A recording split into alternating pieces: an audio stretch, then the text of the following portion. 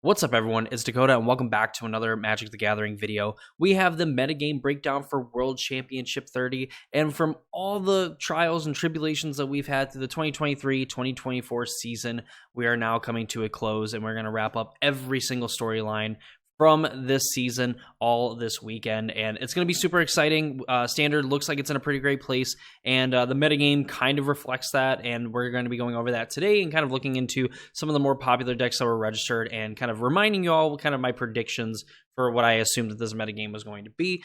But of course, before we get too deep into the video and we talk about the metagame for World Championship 30 and prepare ourselves for the World Championship taking place this weekend, if you're not already subscribed to the channel and you want to see more videos from me, where we post mainly about the Modern and Pioneer format, now including Standard, as well as some other longer form Magic the Gathering type videos. If any of that interests you, please consider subscribing and ring that notification bell so you know when those videos get posted. It's a free, easy way to support me and my content. And if you want to go even further, I have a link down in the description below to my Discord server. You can go ahead, follow that link, and join over there. Free, easy, and we've been pretty active over there and trying to work on being a little bit more. So if you want to join over there, you want to talk about Magic, things like that, go ahead and join the Discord server. Finally, I want to say thank you to the sponsor of the channel, Mana Traders. Mana Traders is a monthly subscription-based service where you can rent cards to play on Magic Online, to play in various different events, things like the Magic Online challenges, and even participate in leagues. They also have their own free tournament series that you can end up registering for and play various different formats in a quest to qualify for their invitational tournament at the end of the year. You still have a little bit of time. I believe there is one more event that is taking place in November, and then December is going to, I believe, be the Invitational Championship, or like on the January. So if that interests you, you want to try to qualify or anything like that, or you just want to play a more competitive Magic Online, please consider signing up for Mana Traders today, and using my link in the description down below gets you 5% off your monthly subscription. With all that said, let's go ahead and take a look at the metagame for World Championship 30. So here we have the standard metagame breakdown. This article is brought to you by Frank Carson, the Magic Math guy. I will have the entire article linked in the description down below. But here we are playing standard at the World Championship 30. It's not anything different, and kind of thankfully glad that we are playing, standard, because, Pioneer is like Rakdos format, even though I think that it is pretty diverse, and modern is, well, modern. But here we have the metagame breakdown. We kind of predicted Gruul Prowess versus, Golgari midrange. I thought that was going to be kind of, maybe not necessarily a slam dunk. I think Gruul Prowess was by far and away the best deck, and it was the most registered deck at 20 decks total. But of course, you see Golgari midrange has only 9 total decks submitted. This puts it, I believe, that is tied for 5th of the most played deck, with an interesting addition in Temur Prowess actually being registered pretty highly for this event. We have Dimir midrange, which is essentially, it looks like kind of this small little, run and gun kind of creatures where you can kind of disrupt your opponent a little bit. Enduring Curiosity as well, whenever a creature deals damage to an opponent, you draw a card. So kind of reminiscent of like the Esper midrange decks that we had seen, that were playing the Esper legend from Streets of New Capenna that I cannot remember. But, I think kind of reminiscent of that, except probably a little bit more card advantage, where you're not going to necessarily be making one big creature, but you're going to have a bunch of small creatures that are going to hit your opponent for a bunch of damage and kind of drown your opponent in card advantage. Azorius Oculus, we did, I believe, have a short go up kind of talking about this deck, or at least it's going to be going up here soon, where essentially you're playing a Abhorrent Oculus and you're playing the Hody Jin, and then being able to kind of bring them back, get some card advantage. You end up making some pretty big creatures, or being able to go wide with the Oculus and overwhelm your opponent that way. Domain Ramp, I thought, was kind of a dark horse for this tournament. I think that there's enough cheap removal of the Beanstalk's a very good card. And of course, I think its late game is like second to none. I think you get to go bigger than everything else. You kind of get to trash Golgari midrange in like some of those really late game scenarios if Golgari midrange is not able to adequately put enough pressure on the board. But of course, you also have some cheap interaction for the Gruul Prowess decks and the Golgari midrange decks. So that's kind of interesting there. Rounding out the total metagame, we do have Dimir Demons here sharing the 5th spot with Temur Prowess and Golgari midrange. Jeskai Convoke, which essentially is like the red-white Convoke deck with some other blue creatures. I had seen it kind of a little bit online, and it looks like it's kind of fun, but I'm surprised that, Boros had like a hard time like supporting itself with its mana base, and, with OTJ giving us the red-white Fastland Inspiring Vantage. I thought they could stay red-white, but turns out they're playing blue for some other stuff too. It would be interesting kind of seeing more of that. Gogori Ramp, and then 13 other decks. So here's like the total metagame breakdown. Some of those decks that are not listed on there, we have, Mono White Caretaker's Talent. We have Orzhov Demons, Boros Enchantments are the only other decks that have multiples of each one submitted. Then the one-ofs, we have Gruul Delirium, Gogori Demons, Sultai Reanimator, Mono Red Aggro, Mono Red Prowess, and Azorius Caretaker, rounding out our total deck list submitted for the event here. All the deck list will be officially posted on the event page on October 25th at the beginning of round 4, which will be approximately 5 p.m. Eastern time. So the event goes live at 2 p.m. So if they're expecting round 4 to start, I don't know if they're going to be that far ahead. That was kind of like a big thing in our like primer video, which you should totally check out. So the metagame showcases a wide array of archetypes with plenty of unique and unexpected choices. This diversity promises exciting gameplay for Magic World Championship 30. It also sets the stage for an engaging standard format as we approach the release of Magic the Gathering Foundations, an upcoming standard round of regional championship qualifiers. So we've seen across all the main board sideboards of World Championship 30, the most played cards are Cut Down, Negate, Go for the Throat, Duress, and Torch the Tower, which are essentially all, very efficient counter spells. We see with Negate countering non-creature spells. This has basically been a standard staple forever. Cut Down was kind of argued like how good this card would be, and it turns out it's been amazing. Go for the Throat has been an awesome, just kind of catch most removal spell, I should say, and Torch the Tower as well, which of course will not come up. It is very much afraid of what is happening here to in this picture here from Assassin's Creed. But nonetheless, these are efficient interactions, crucial for success of standard. The removal spells in particular are vital in shutting down the lightning fast starts in the Gruul Prowess deck. Of note for that Gruul Prowess deck, there is 20 total decks that are submitted, and only 3 of them have chosen to play the the Leyline combo of like Cacophony, Scamp, Leyline, and Turn Inside Out to kill your opponent. So that is pretty interesting, and it's kind of notated here. We did say that, a lot when we were kind of going over the Gogori deck in that primer video, that most players would probably opt for a more consistent build where instead of having those explosive games where, yes, with Leyline, Cacophony, Scamp, you're going to have a very, very, very explosive draws. But, if your opponent is able to interact in the other parts of the game, which we kind of expected a lot of the metagame to lean towards these very cheap and efficient interactions, that it would probably be better off, playing to more of a little bit slower build where, like, yes, you still have the potential for fast kills, but maybe you're a turn or two slower to in general play a better game against the plethora of decks playing removal spells. So we see here, they're kind of going for Manifold Mouse and Innkeeper's Talent, which I think is to be expected there. Another notable shift from the early post-Duskmourn House of Horror tournaments is the reduced presence of Caretaker's Talent strategies. A likely explanation is the poor matchup against Domain Ramp and other strategies that can overpower them in the late game, which is kind of a big deal when you're trying to play these sort of mid-range decks. You need to figure out a way to kind of, close out the game when you kind of get to that point. I think Domain has some of the best answers because it has access to every single color to play the best of the big things. But instead of leaning on Caretaker's Talent, a significantly larger group of the World Championship competitors are focused on drawing cards with Up the Beanstalk, Enduring Innocence, and Unholy Annex. This approach has led to the rise of Domain Ramp, Dimir Midrange, Dimir Demons decks, and all of which are prevalent than initially expected. The biggest surprise is Temur Prowess, and I think I am too, with like this combination of cards here is absolutely crazy. So this inventive brew is capable of explosive turns, which is with its linchpin being the synergy between Bloomburrow's Valley Floodcaller and Duskmourn's Enduring Vitality. Both creatures on the battlefield, you can tap Valley Floodcaller for mana, cast a non-creature spell, untap it, and tap it again for more mana. Additional otters, such as those created by Stormchaser's Talent, amplify this strategy even further. With its wealth of interactions and card draw effects, the deck can generate an avalanche of prowess triggers in a single turn, and that's a spectacle I'm eager to see in action, and it's going to be miserable trying to track all this stuff in paper, but I'm sure online it's pretty sweet to play, and I can't wait to actually see a deck list like this, because I probably have a bunch of these random Bloomburrow rares here.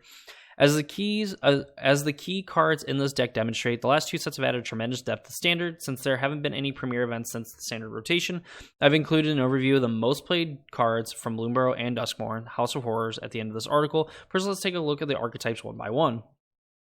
So as mentioned, all standard decks of the tournament will be published on October 25th at the beginning of round 4 play, approximately 5 p.m. Eastern. So then here's a brief summary of the most played archetypes. So we kind of went through some of these, like the Dimir mid-range is probably a little more interesting. So Dimir mid-range seeks to disrupt opponents with a balanced mix of removal, discard, and counter magic while applying pressure with cheap evasive creatures. Once Enduring Curiosity hits the board, these creatures can replenish your hand with fresh cards. Thanks to its versatile interaction, Dimir mid-range has a solid plan against virtually every deck.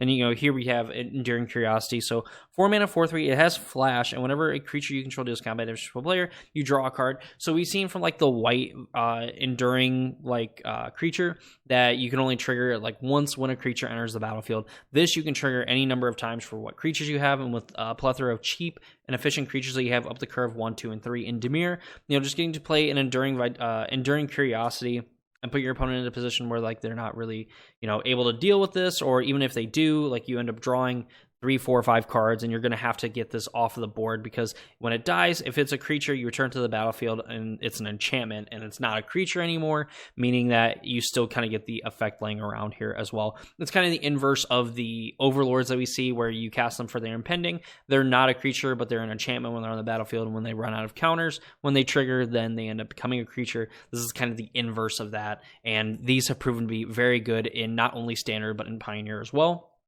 The Azorius Oculus deck going around Abhorrent Oculus, Chartercore, Picklock Prankster, and Moment of Truth, and then returning this card in particular to the battlefield with Helping Hand or Recommission. So on the draw, you can even skip playing a land on turn 1, discard an Abhorrent Oculus hand size, and return with Helping Hand on turn 2 with Flood into the Maw providing interaction. This deck plays a strong tempo game, and we've seen tempo decks kind of thrive in standard environments before, and Abhorrent Oculus is easily one of the best creatures. I mean, 3 mana 5/5 flyer is massive. You don't get really caught by a lot of the common removal, at least the super common removal. Yeah, it would definitely suck if that was your game plan, where we're on the draw, you skip playing a land, you discard this to hand size, and then you go ahead and bring it back, and your opponent just end step go for the throat sit. But it, like we've kind of noticed with a lot of people playing this format, if they don't have that very early interaction, you're just like so far ahead. And if this survives to your opponent's upkeep, or whatever the case may be, especially if they're trying to be a little bit more aggressive, Abhorrent Oculus is going to be able to, sit on the battlefield. It's going to make a blocker for your opponent's creature, and they have to like basically force it through with trample, from like the Gruul decks. And from there, I mean, Oculus is going to hit for 5, you're going to get another creature, so on and so forth, and you're going to be milling things, so then you're able to get maybe more Abhorrent Oculuses to then get more of those creatures onto the battlefield. So very interesting deck. Honestly, I really I've never gotten to play it, but I do kind of enjoy watching it go off. Even when it's against me, it feels worse, but it's also kind of fun. So the ramp strategies, Overlord of the Hauntwoods, the ramp to achieve full domain for Leyline Binding. Even when casting for its impending cost, Overlord of the Hauntwoods triggers up the Beanstalk, which we have seen from Pioneer, people playing the domain versions of those decks, and eventually transform them into a creature. While domain ramp lists vary with their win conditions, removal packages, etc., they all rely on Sunfall to establish a controlling role, which we know Sunfall is probably one of the best removal spells, or mass board wipes, because you're going to be able to hit a ton of creatures off the battlefield and then make a big creature of your own. So if you're playing against something like Gruul Aggro and they have 4, 5, 6 creatures on board, well, guess what? You're going to get to exile all of them. None of their death triggers happen. You're going to make a 6/6, and there's a very, very, very, very good chance that creature, that 6/6 that you just made, is going to be bigger than anything else they could potentially play, especially like in those top deck scenarios. Like Sunfall can just be a game ender in a lot of cases. Doesn't mean you necessarily win the game, but it does make it incredibly hard for your opponent to win, and you're going to be able to draw cards without the Beanstalk. Teamer Prowess, like they had talked about earlier, you can tap Valley Floodcaller for mana, and then use it with Enduring Vitality, and then when you cast a non-creature spell, you untap the Valley Floodcaller with its own ability. It's going to get +1/+1, and you can kind of just keep going off. You can even loop Storm Chaser's Talent. With enough otters on the battlefield that tap for mana, you can even loop Storm Chaser's Talent, and this town ain't big enough infinitely often. So this town ain't big enough is a spell where you can bounce 2 things, I believe, and it costs 3 less if you cast one, or if it targets one of your things. So you can, cast a Storm Chaser's Talent and then target something else, and then bounce it, and then you can essentially do this a bunch of times, make a bunch of otters, and then when your opponent runs out of things to bounce, then you start bouncing 2 of your things, and you're able to do this enough times, even like getting to bounce the otter that you make with this, to then essentially just be like, oh hey, guess what, like I'm going to win the game this way. So pretty neat there. I think also you have to level up the Storm Chaser challenge as well to get it back. So, there's obviously plenty going there, but you have this ability to just make an infinitely big otter or otters and attack and kill your opponent.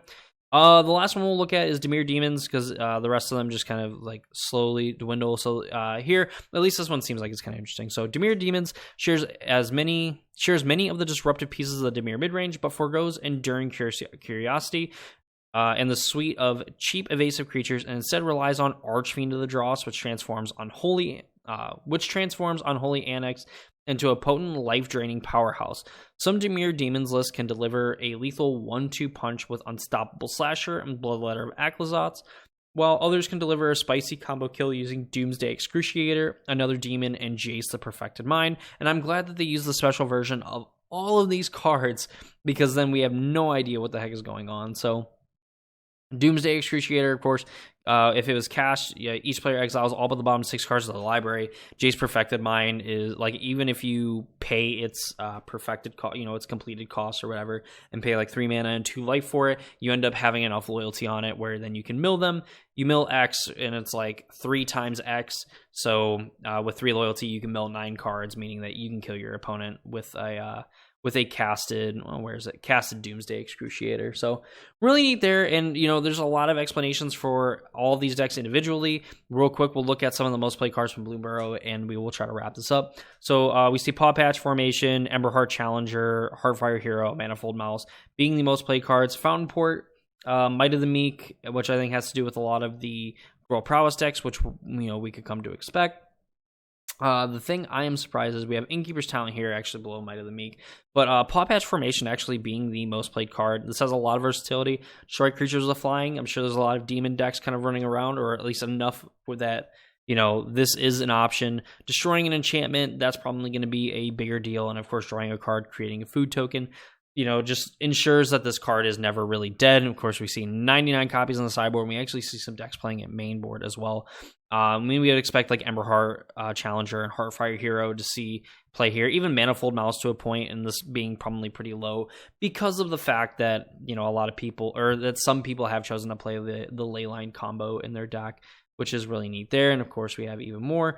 We actually see a Vren, the Relentless, so someone is playing this in like probably their Dimir aggro list.